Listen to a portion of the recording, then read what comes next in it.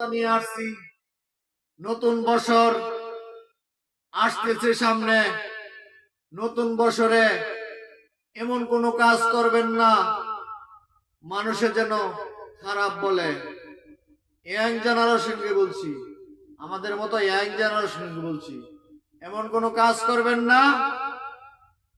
এলা ভাইদের উদ্দেশ্যে বলছি, বোনদের উদ্দেশ্যে বলছি, যাকে ভালোবাসবেন তাকেই ভালোবাসবেন।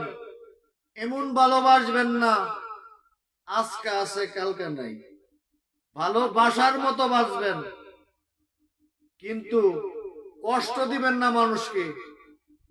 নতুন বছর, নতুন ভালোবাসার আগমন, কষ্ট দিবেন না কেউ রে।